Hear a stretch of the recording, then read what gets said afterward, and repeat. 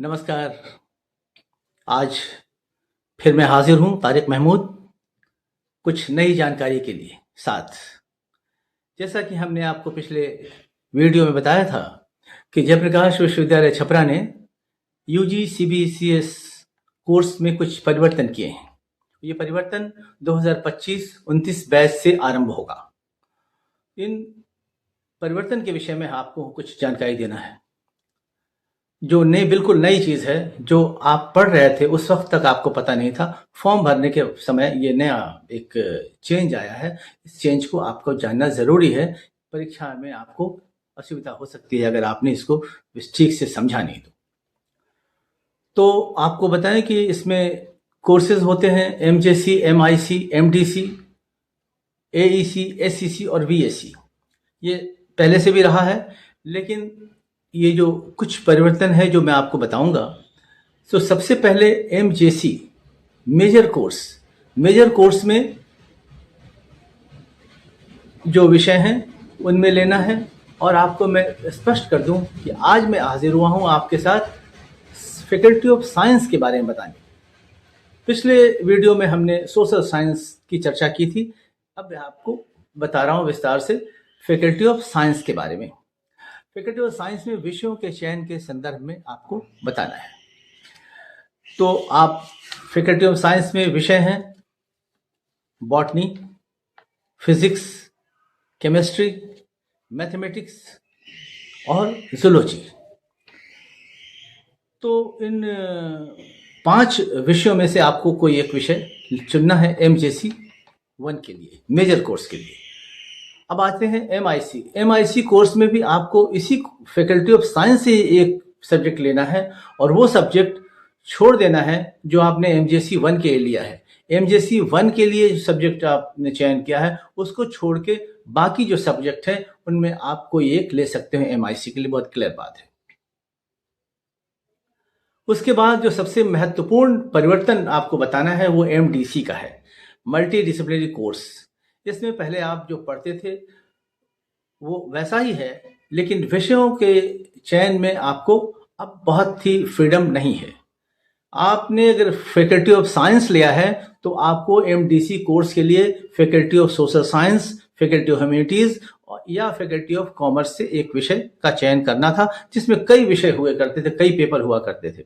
लेकिन अब यूनिवर्सिटी ने आपको बता दिया है, आपके लिए तय कर दिया है कि आप फैकल्टी ऑफ साइंस के अलावा एमडीसी के लिए उन 3 बाकी जो फैकल्टीज हैं उनमें से आपको कोई एक सब्जेक्ट लेना है।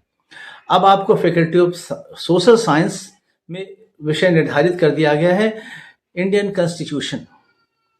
फैकल्टी ऑफ ह्यूमैनिटीज में आपके लिए विषय निर्धारित कर दिया है नैतिक एवं प्रेरक कथाएं।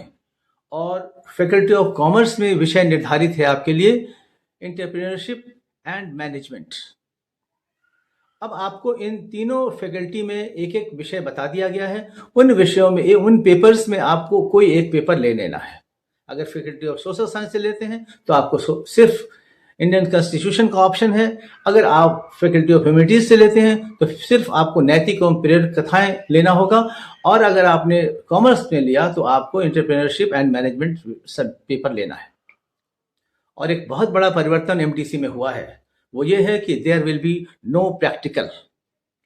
कोई प्रायोगिक परीक्षा इसमें नहीं होगी। एमडीसी का एक बड़ा परिवर्तन है। अब आगे बढ़ते हैं, जो अन्य विषयों के बारे में आपको जानकारी दे दूं। एईसी एबिलिटी एनहांसमेंट कोर्स में आपको पढ़ना है इंग्लिश कम्युनिकेशन, जो सबको पढ़ना है। हर सब्जेक्ट, हर फैकल्टी के लोगों को ये पढ़ना है इंग्लिश कम्युनिकेशन। और दूसरा है एसईसी यानी स्किल एनहांसमेंट कोर्स। इसमें भी आपको 2 पेपर्स हैं, 2 पेपर हैं उसमें। कम्युनिकेशन इन एवरीडे लाइफ एक है और दूसरा है क्रिएटिव राइटिंग। इन 2 में से आपको कोई एक लेना है एसईसी के लिए। वैसे ही वीएसी वैल्यू एडेड कोर्स के लिए भी 2 पेपर बताए गए हैं। उन 2 में से आपको एक का चयन करना है। या तो आप लें एथिक्स एंड कल्चर या फिर स्वच्छ भारत। 2 पेपर हैं, इसमें आपको ऑप्शन है, एक आपको लेना है। बात क्लियर है? और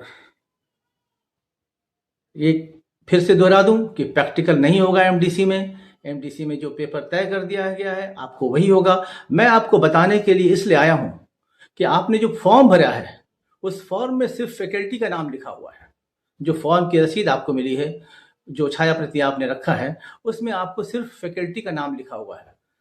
यानी एमडीसी में आपने कौन सी फैकल्टी ऑप्ट किया है सिर्फ ये लिखा है, उस फैकल्टी का पेपर का नाम नहीं लिखा है। इसलिए मैं आपको स्पष्ट कर दूं कि आप ध्यान से पढ़ें कि जो आपने फैकल्टी लिया है उस फैकल्टी का पेपर निर्धारित है और उसके सिलेबस भी आ गए हैं। आप उसी हिसाब से अपनी पढ़ाई करें। आपको ये बात, मेरा ये वीडियो अच्छा लगे तो ज़रूर बताएंगे। अगर कोई क्लैरिफिकेशन हो, अगर कोई बात समझ में ना आती हो और भी चीज़ें कुछ पूछनी हो अन्य विषय से संबंधित, तो आप मुझसे ज़रूर पूछें। आपका बहुत बहुत धन्यवाद। नमस्कार।